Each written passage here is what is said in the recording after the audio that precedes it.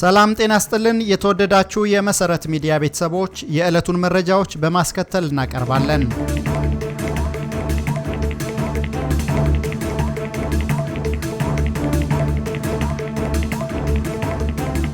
በቅድሚያ ርዕሶቹን ትላንት ማምሻውን መቀሌ ከተማ ውስጥ ከባድ የፍንዳታ ድምጽ መሰማቱን ነዋሪዎች ተናገሩ።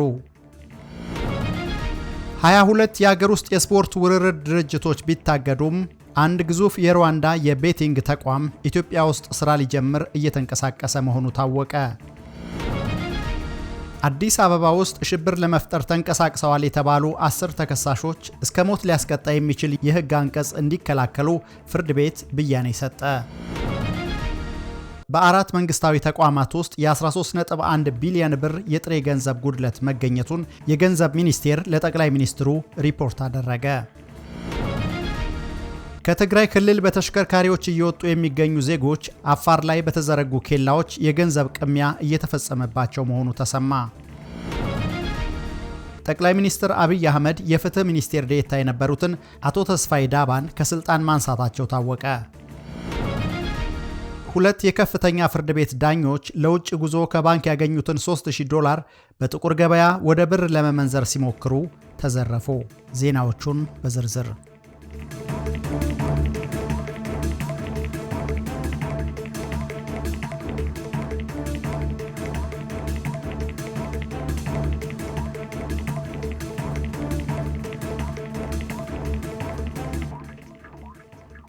ትላንት ማምሻውን መቀሌ ከተማ ውስጥ ከባድ የፍንዳታ ድምጽ መሰማቱን ነዋሪዎች ተናገሩ። በፌዴራል መንግስትና በትግራይ ፖለቲከኞች መካከል እየተካረረ የመጣው ውዝግብ በቅርቡ ወደ ግጭት ተቀይሮ የአውሮፕላን በረራ እስከ መቋረጥ መድረሱ ይታወሳል።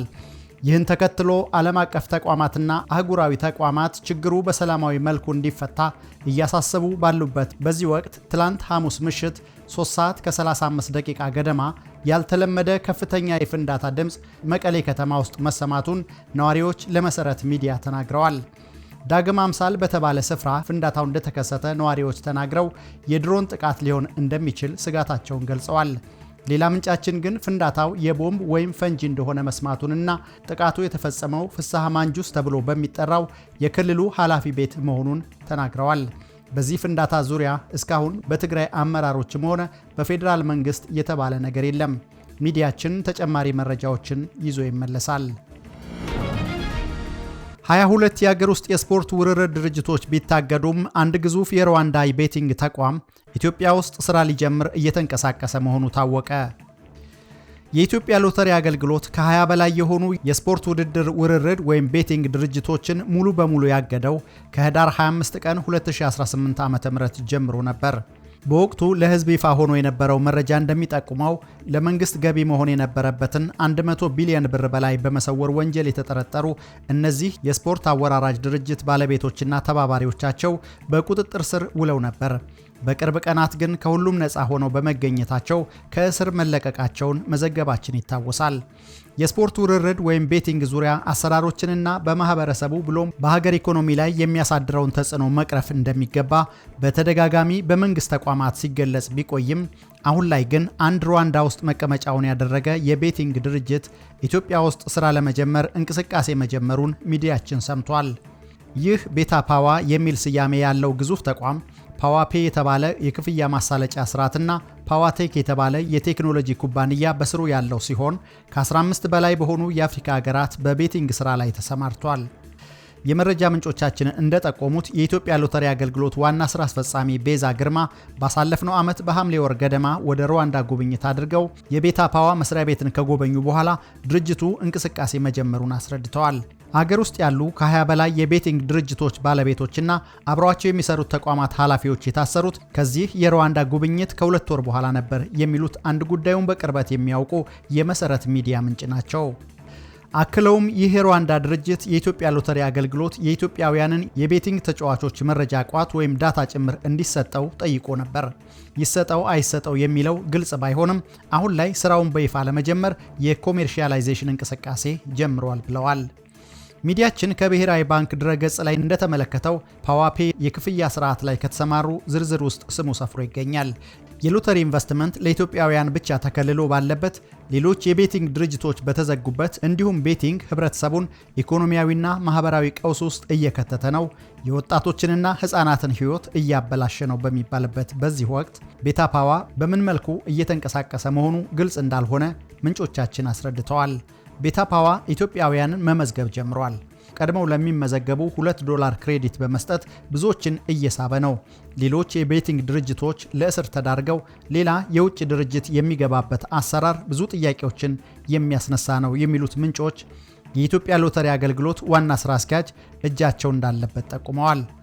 በሌላ በኩል ዋና ስራ አስኪያጇ ቤዛ ግርማ በመንግስት ምርመራ እየተደረገባቸው መሆኑን ምንጮች አረጋግጠው የግለሰቧና የቅርብ ዘመዶች ሁሉም የባንክ አካውንቶች ተዘግተው አሁን ላይ ደሞዝ በቴሌብር እንደሚቀበሉ ተናግረዋል። 22 የቤቲንግ ድርጅቶች በተዘጉበት ወቅት 100 ቢሊዮን ብር መንግስትን ማሳጣት የሚለው ክስ የመጣው ከኢትዮጵያ ሎተሪ አገልግሎት ሲሆን ይህም የተሳሳተ ቁጥር መሆኑ ተረጋግጦ ተጠርጣሪዎቹ ነፃ መሆናቸውን መዘገባችን ይታወሳል። 100 ቢሊዮን ተብሎ የተጠራው ቁጥር ውስጥ በቤቲንግ አሰራር ከ90% በላይ ማለትም ሪተርን ቱ ፕሌየርስ RTP ወይም ለተጫዋቾች ተመላሽ የሚሆን ገንዘብ ያላካተተ መሆኑን፣ እንደዛም ሆኖ ቁጥሩ ተጋኖ በሎተሪ አስተዳደር ለመንግስት የጸጥታ አካላት ሪፖርት የተደረገ እንደነበር መረጃዎች ያሳያሉ። አዲስ አበባ ውስጥ ሽብር ለመፍጠር ተንቀሳቅሰዋል የተባሉ 10 ተከሳሾች እስከ ሞት ሊያስቀጣ በሚችል የህግ አንቀጽ እንዲከላከሉ ፍርድ ቤት ብያኔ ሰጠ። የፌዴራል ከፍተኛ ፍርድ ቤት ልደታ ምድብ አንደኛ የህገ መንግስትና የጸረ ሽብር ወንጀል ምድብ ሰኞ የካቲት 2 2018 ዓ.ም በዋለው ችሎት ሚያዝያ 4 ቀን 2016 ዓ.ም ከናሁሰናይ አንዳርጌ ጋር በመሆን በአዲስ አበባ የሽብር ወንጀል ሊፈጽሙ ነበር የተባሉ 10 ግለሰቦች ላይ ብይን ሰጥቷል። ፍርድ ቤቱ አቃቤ ህግ ክሱን በምስክርና በማስረጃ በማረጋገጡ ልትከላከሉ ይገባል ብሏል። ድርጊቱ ተፈጸመ ከተባለ ከ2 ዓመት በኋላ ሰለሞን ፈቃዴ፣ አሸናፊ ይሁነው፣ ገብረ ማርያም ሰጠኝ፣ አማኑኤል ያለውና በአጠቃላይ 10 ተከሳሾች የአቃቤ ህግ ምስክርና ማስረጃ በበቂ ሁኔታ መከላከል ካልቻሉ የዕድሜ ልክ ከዛም ከፍ ሲል የሞት ቅጣት ሊጠብቃቸው እንደሚችል ፍርድ ቤቱ ብይን ሰጥቷል። ተከሳሾቹ ለ2 ዓመታት ያህል ዋስትና መብት ተከልክለው በቂሊንጦ ማረሚያ ቤት እንደሚገኙ የመሰረት ሚዲያ ምንጮች ጠቁመዋል። ድርጊቱ ተፈጸመ በተባለበት ወቅት በርካታ የአዲስ አበባ ነዋሪዎች በተለይ ወጣቶች በጸጥታ ግብረ ኃይል ታፍሰው በአዲስ አበባና በፌዴራል ፖሊስ ኮሚሽን እስር ቤቶች ለወራት ያክል ታስረው መቆየታቸው ይታወሳል። በአራት መንግስታዊ ተቋማት ውስጥ የ13.1 ቢሊዮን ብር የጥሬ ገንዘብ ጉድለት መገኘቱን የገንዘብ ሚኒስቴር ለጠቅላይ ሚኒስትሩ ሪፖርት አደረገ። ለገንዘብ ሚኒስቴር በሕግ ከተሰጠው ስልጣንና ኃላፊነት መካከል የውስጥ ኦዲት ሪፖርትን አፈጻጸም መከታተል፣ መምራትና ዓመታዊ የኦዲት ግኝቶችን የሚያሳይ ሪፖርት ለጠቅላይ ሚኒስትሩ ማቅረብ ይገኝበታል። መንግስታዊ ተቋማት በኦዲት ግኝቶች ላይ ማስተካከያ በመውሰድ ግብረ መልስ ማቅረብ የሚጠበቅባቸው ቢሆንም ይህን ባለማድረጋቸው አንድ ሪፖርት ጠቅላይ ሚኒስትር አብይ አህመድ አመራር እንዲሰጡበት ጥር 18 2018 ዓ.ም አቅርቧል። ሚዲያችን የተመለከተው ይህ ሪፖርት እንደሚጠቁመው ባሳለፍነው የበጀት ዓመት በአጠቃላይ በ112 የመንግስት ተቋማት ውስጥ ከ177 ቢሊዮን ብር በላይ ተሰብሳቢና ከ21.4 ቢሊዮን ብር በላይ ተከፋይ ያልተወራረደ ሂሳብ ተገኝቷል። ከዚህ ውስጥ በኢትዮጵያ መንገዶች አስተዳደር ውስጥ ብቻ ከ93.5 ቢሊዮን ብር በላይ ተሰብሳቢና ከ5.4 ቢሊዮን ብር በላይ ተከፋይ ያልተወራረደ ሂሳብ መኖሩ ተገልጿል። ሪፖርቱ ጨምሮ እንደሚያስረዳው በበጀት ዓመቱ ውስጥ ኦዲት ሪፖርት በ14 ተቋማት ውስጥ የ2.8 ቢሊዮን ብር ንብረት ጉድለት ተገኝቷል። በአራት ተቋማት ውስጥ ደግሞ 13.1 ቢሊዮን ብር ያልተካተተ የጥሬ ገንዘብ ጉድለት ታይቷል። የአራቱ ተቋማት ስም ግን ሪፖርቱ ላይ በግልጽ አልተቀመጠም። የገንዘብ ያዥና የግዥ ሰራተኛ የሳጥን ቆጠራና ማመዛዘኛ ባለመሰራቱ የጥሬ ገንዘብ ጉድለት እየተገኘ ነው የሚለው በገንዘብ ሚኒስቴር ዴኤታ አቶ ፈቃዱ ሆረታ የተፈረመው ሪፖርት ነው። ሪፖርቱ አክሎም የታዩ የጥሬ ገንዘብ ጉድለቶችን በፈጸሙ ሰራተኞች ላይ ተጠያቂነት አለመስፈኑ ችግሩን እንዳባባሰው ያስረዳል። በሌላ በኩል በ46 መንግስታዊ ተቋማት ውስጥ የተሟላ የወጪ ማስረጃ ሳይቀርብ ከ4.7 ቢሊዮን ብር በላይ በወጪ የተመዘገበ ገንዘብ መገኘቱ ታውቋል። እንዲሁም በአንዳንድ ተቋማት በተጭበረበረ የክፍያ ማስረጃ ከባንክ አካውንት ወጪ እንደተደረገ ለጠቅላይ ሚኒስትሩ ሪፖርት ቀርቧል። ከትግራይ ክልል በተሽከርካሪዎች እየወጡ የሚገኙ ዜጎች አፋር ላይ በተዘረጉ ኬላዎች የገንዘብ ቅሚያ እየተፈጸመባቸው መሆኑ ተሰማ።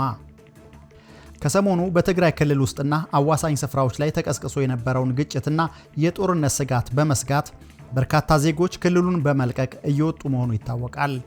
ተፈጥሮ የነበረው ግጭት አሁን ላይ የተረጋጋ ቢመስልም እንዲሁም ተቋርጦ የነበረው የአየር ትራንስፖርት ቢጀምርም በርካታ ሰዎች አሁን ድረስ በአውቶቡስና በግል ተሽከርካሪዎች በተለይ በአፋር ክልል በኩል ወደ መሃል ሀገር እየተጓዙ እንደሆነ መረጃዎች ይጠቁማሉ። ይህን ተከትሎ አፋር ውስጥ ቢያንስ ከ6 በላይ ህጋዊና ህገወጥ የትራፊክ ፖሊስና የመንገድ ትራንስፖርት ኬላዎች ተዘርግተው እንደሚገኙና በተለያዩ ሰበቦች የገንዘብ ቅሚያ እየፈጸሙ መሆኑን ሚዲያችን ሰምቷል። እነዚህ ምንም አይነት ደረሰኝ የሌላቸው አካላት በተለያዩ ኬላዎች ላይ የአስቸኳይ ሕክምና እርዳታ መስጫ ወይም ፈርስት ኤድ ኪት፣ የእሳት ማጥፊያ፣ አንጸባራቂ የትራፊክ ምልክቶች ወዘተ የላችሁም በማለት ከተሽከርካሪዎች እስከ 10,000 ብር በግዴታ እየተቀበሉ መሆኑ ታውቋል። ሁሉንም አሟልተን ስንገኝ የኮቴ ክፈል ትባላለህ፣ የለኝም ካልክ በዛ በረሃና ሙቀት ወደ ፖሊስ ጣቢያ ተመለስና መኪናህን አቁመው ይላሉ በማለት አንድ ሚዲያችን ያነጋገራቸው ተጓዥ ያስረዳሉ። ሌላ ሾፌር ደግሞ ዛሬ በግሌ ከ6,000 ብር በላይ በአፋር መንገድ ከፍያለሁ። ሌሎች የጭነት መኪኖችም መንገላታትና ድብደባ እየደረሰባቸው ነው። ይህን የቀን ዝርፊያ አፋር ጨርሰህ ከአዋሽ 7 በኋላ ኦሮሚያ ክልል ውስጥ ምንም መንገላታት የለም በማለት ለመሰረት ሚዲያ ተናግረዋል። በሌላ በኩል ለቤተሰብ ጥየቃና ለገና በዓል ወደ ትግራይ ተጉዞ የነበሩ በርካታ ወጣቶች ወደ አዲስ አበባ በአውቶቡስ ሲመለሱ ለእስር እንደተዳረጉ ባሳለፍነው ሳምንት መዘገባችን ይታወሳል። ከቀናት በፊት በ3 አውቶቡሶች ተሳፍረው ከትግራይ ወደ አዲስ አበባ የመጡ አብዛኛው ተማሪዎች የሆኑ 120 ወጣቶች ታስረው መወሰዳቸው የተረጋገጠ ሲሆን አሁን ላይ በአብዛኛው ዕድሜያቸው የገፋ ጥቂት አዛውንቶች መለቀቃቸው ታውቋል። ይሁንና የትግራይ ሰርከስ አባላት የሆኑ ወጣቶችን ጨምሮ በርካቶች አሁን ድረስ በእስር ላይ እንደሚገኙ የቤተሰብ አባላት አሳውቀውናል። በሌላ ዜና የአፍሪካ ህብረት ስብሰባ መዳረሱን ተከትሎ በመዲናዋ የተለያዩ አካባቢ የጅምላ አፈሳ እየተካሄደ መሆኑን ያሰባሰብናቸው መረጃዎች ያሳያሉ። በመጪው ቅዳሜና እሁድ በአዲስ አበባ ለሚካሄደው ስብሰባ በርካቶች ለእስር የተዳረጉ ሲሆን በተለይ ከባለፈው እሮብ ጀምሮ እንደ ለሚኩራ ክፍለ ከተማ ወረዳ 13 የሚገኙ ፖሊስ ጣቢያዎች በወጣቶች መጨናነቃቸው ታውቋል። የፖሊስ ኃላፊዎችን ስንጠይቅም ምንም አይነት መፍትሄ ሊሰጡን አልቻሉም። ይባስ ብሎ ስብሰባው እስኪጠናቀቅ ድረስ አይወጡም እያሉ ተጨነቅን በማለት አንድ የታሳሪ ግለሰብ ወንድም ተናግረዋል። ጠቅላይ ሚኒስትር አብይ አህመድ የፍትህ ሚኒስቴር ዴኤታ የነበሩትን አቶ ተስፋዬ ዳባን ባሳለፍነው ሳምንት ከስልጣን ማንሳታቸው ታወቀ። በፍትህ ሚኒስቴር የአቃቤ ሕግ ዘርፍ ሚኒስቴር ዴኤታ ሆነው ሲያገለግሉ የነበሩት አቶ ተስፋዬ ዳባ ከባለፈው ሳምንት ጀምሮ ከስልጣን መነሳታቸው የታወቀ ሲሆን በምትካቸው ሌላ ሚኒስትር ዴኤታ መሾሙ ታውቋል። አቶ ተስፋዬ የጠቅላይ ሚኒስትር አብይ አህመድ ዋነኛ ደጋፊ እንደሆኑ የሚነገርላቸው ሲሆን ከስልጣን ከወረዱ በኋላም በፌስቡክ ገጻቸው ላይ ጭምር የጠቅላይ ሚኒስትሩን ፎቶ ለፕሮፋይል ተጠቅመው እንደሚገኙ ተመልክተናል። አቶ ተስፋዬ ባሳለፍነው ሰኞ ከስራ ተሰናብተው በምትካቸው አቶ ቸርነት ወርዶፋ እንደተሾሙ ሚዲያችን አረጋግጧል። አቶ ቸርነት ከሰራተኞች ጋር ትውውቅና ውይይት እንዳደረጉ የፍትህ ሚኒስቴር በፌስቡክ ገጹ አስታውቋል። ሹመቱና ሹምሽሩ ግን ከዚህ በፊት እንደሚደረገው በጠቅላይ ሚኒስትር ቢሮ በኩል ለህዝብ ይፋ አልሆነም። አቶ ቸርነት በቢሮአቸው ተገኝተው ባደረጉት ውይይት ላይ በጠቅላይ አቃቤ ሕግ ዘርፍ የሚገኙ አቃቢያነ ሕግና አስተዳደር ሰራተኞች የተሰጣቸውን ተግባርና ኃላፊነት ውጤታማ በሆነ መልኩ በመወጣት የተቋሙን ተልዕኮ ለማሳካት በሚቻልበት ሁኔታ ላይ ውይይት አድርገዋል ተብሏል። አቶ ተስፋዬ በስልጣን ላይ በነበሩበት ወቅት አነጋጋሪ ድርጊቶችን ሲፈጽሙ እንደነበር መዘገቡ ይታወሳል። በሰሜን ኢትዮጵያው ጦርነት ወቅት ትግራይ ውስጥ የተገደሉ የድንበር የለሽ ሐኪሞች ቡድን MSF ባልደረቦችን ጉዳይ ለማጣራት ወደ ስፍራው ያመሩ የፍትህ ሚኒስቴር ባለሙያዎች ስራቸውን እንዲያቆሙ ማስፈራራታቸውን ጥቅምት 2017 ዓ.ም መሰረት ሚዲያ አንድ ዜና አስነብቦ ነበር። ማሪያ ሄርናንዴዝ፣ ቴዎድሮስ ገብረ ማርያምና ዮሐንስ ሐለፎም የድንበር የለሽ ሐኪሞች ቡድን ወይም MSF ሰራተኞች ሲሆኑ ሰኔ 24 ቀን 2013 ዓ.ም ትግራይ ውስጥ ለሰብአዊ ሥራ ሲንቀሳቀሱ የኢትዮጵያ መንግስት ወታደሮች ናቸው በተባሉ አካላት መገደላቸው ይታወሳል። ከዚህም በተጨማሪ በትግራይ ጦርነት ወቅት ከትግራይ ተወላጆች በርካታ የወርቅና የብር ጌጣጌጦች በተዘረፉበት ወቅት በአቶ ተስፋዬ ቤት ውስጥ የተገኘ በርካታ ግምት ያለው ወርቅ ሌቦች በከረጢት ሰርቀው መሰወራቸውን አስነብበን ነበር። ጉዳዩ ሌላ መዘዝ እንዳያመጣ በሚል ወደ ፖሊስ ተወስዶ የነበረ ቢሆንም እንዲቋረጥ መደረጉ ታውቋል። መስፍን ፈይሳ በሚል ለመንግስት ድጋፍ በማድረግ የሚታወቅ ግለሰብ የአቶ ተስፋዬን መነሳት አረጋግጦ ፋይል በጥሬ ስጋ ቤት የሚታይበት ዘመን አበቃለት የሚል ተስፋ አለኝ። የፌዴራል ጠቅላይ አቃቤ ሕግ ቢሮ ኃላፊ አቶ ተስፋዬ ዳባ ተነስቶ አቶ ቸርነት ወርዶፋ በቦታው ተተክተዋል ያለ ሲሆን በአቶ ተስፋዬ ቢሮ 5 ሚሊዮን ብር መበላቱን ጠቁሟል። ሙስና አጋልጣለሁ ብዬ የራሴን ገንዘብ ተበላው። ይህንን ጉዳይ ያልነገርኳቸው የብልጽግና ባለስልጣናት ጥቂት ብቻ ናቸው። አቃቤ ሕግ ቢሮ ማለት የአንድ ሀገር የፍትህ ስርዓት የሚጣመምበት ወይም የሚቃናበት ቦታ ነው። እስካሁን ባየሁት ግን አቃቤ ሕግ ቢሮ የሀገር ሳይሆን ግለሰቦች እንደፈለጉ ሰው እያሰሩ ገንዘብ የሚሰበስቡበት ተቋም ነበር እንጂ ፍትህ የሚረጋገጥበት አልነበረም ብሎ በፌስቡክ ገጹ አስፍሯል። 2 የከፍተኛ ፍርድ ቤት ዳኞች ለውጭ ጉዞ ከባንክ ያገኙትን $3000 በጥቁር ገበያ ወደ ብር ለመመንዘር ሲሞክሩ ተዘረፉ። መንግስት የማክሮ ኢኮኖሚ ማሻሻያ ብሎ ይፋ ያደረገው ለውጥ ከመጣ ወዲህ የብርና የዶላር ኦፊሴላዊና የጥቁር ገበያ ምንዛሪ የተቀራረበ መስሎ የነበረ ቢሆንም በቅርብ ወራትና ሳምንታት በድጋሚ ማሻቀብ ጀምሯል። መረጃዎች እንደሚያመለክቱት አሁን ላይ የኢትዮጵያ ንግድ ባንክ አንድ የአሜሪካ ዶላርን በ154 ብር ገደማ ሲመነዝር ምንዛሬው በጥቁር ገበያ ደግሞ 190 ብር ተሻግሯል። ይህንን ያነሳ ነው አንድ በቅርቡ መሰረት ሚዲያ ያረጋገጠው ከዶላር ምንዛሪ ጋር የተፈጸመ የማጭበርበር ድርጊትን ለተከታዮቻችን ለማቅረብ ነው። ጉዳዩ እንዲህ ነው። ዳኛ ጌትነት መዲና የፌዴራል ከፍተኛ ፍርድ ቤት ዳኛ ሲሆኑ በፌዴራል ከፍተኛ ፍርድ ቤት የሽብር ወንጀል የግራ ዳኛ እንዲሁም በፌዴራል የመጀመሪያ ደረጃ ፍርድ ቤት የልደታ ምድብ የገቢዎችና ጉምሩክ ዳኛ ሆነው በማገልገል ላይ ይገኛሉ። ዳኛ ጸጋይ ላምባሞ ደግሞ የፌዴራሉ የመጀመሪያ ደረጃ ፍርድ ቤት የልደታ ምድብ የገቢዎችና ጉምሩክ ዳኛ ናቸው። በ27/9/2017 ዓ.ም ሁለቱ ዳኞችና ሌሎች ባልደረቦቻቸው በብሪክስ ሀገራት የዳኞች ስብሰባ ላይ ለመሳተፍ ጉዞ ስላለባቸው $3000 የአሜሪካ ዶላር ከባንክ ይቀበላሉ። ይሁንና ከዶላር ምንዛሬው ትርፍ ለማግኘት ዳኛ ጌትነትና ዳኛ ጸጋይ በጥቁር ገበያ ዶላር ይሸጣሉ።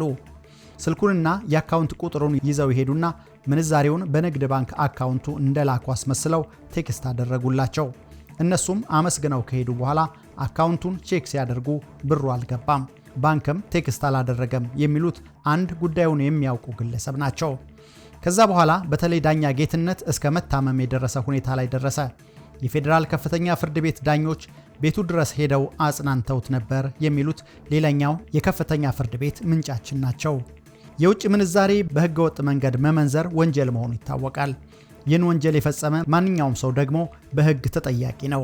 ይህን ህግ በዋናነት ሲያስተባብሩ የነበሩ ዳኞች በወንጀል ውስጥ ተሳትፈው ተገኙ ሲባል ግር ይላል የሚሉት አንድ ስም አይጠቀስ ያሉ ስለ ድርጊቱ ዝርዝር መረጃ ያላቸው የፍርድ ቤት ምንጫችን ናቸው። አክለውም ዳኛ ጸጋይ ላምባሞ የውጭ ምንዛሬ ወንጀልን በተመለከተ የሚዳኙ ዳኛ ሲሆኑ ብዙ ሰዎች ይህን ወንጀል ፈጽመዋል በሚል ከባድ የእስር ቅጣት ሲቀጡ የነበሩ አሁንም የሚቀጡ ርህራሄ የሌላቸው ዳኛ ናቸው።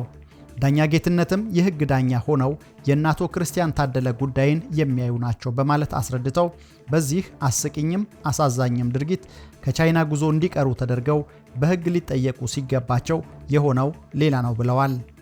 ይባስ ብሎ የፌዴራል ከፍተኛ ፍርድ ቤት ፕሬዝዳንትና የፌዴራል የመጀመሪያ ደረጃ ፍርድ ቤት ምክትል ፕሬዝዳንት በጋራ ከፖሊስ ጋር ተነጋግረው ዶላሩን የወሰዱትን ግለሰቦች ከሳምንታት በኋላ በቁጥጥር ስር መዋል ተችሏል ብለዋል። መሰረት ሚዲያ የደረሰው መረጃ እንደሚጠቁመው ሁለቱ ዳኞች ሙሉን ባይሆንም በፖሊስ ጥረት እያንዳንዳቸው $600,000 ብር ከዘራፊዎቹ እንዲመለስላቸው ተደርጓል። የተወደዳችሁ የመሰረት ሚዲያ ቤተሰቦች ለዛሬ የተዘጋጁላችሁ መረጃዎች እነዚህ ነበሩ። በየዕለቱ ሰብስታክ ላይ የሚለቀቁ መረጃዎችን በፍጥነትና በቅድሚያ ለማግኘት የፕሪሚየም አባል እንድትሆኑ እንጋብዛለን። መረጃዎቹን ያቀረብኩላችሁ ሳሙኤል አሰፋ፣ የምስልና ድምፅ አርትዖት ስራዎችን በማቀናበር ኢዩኤል ስቡህ አብረናችሁ ቆይተናል። ሰላም።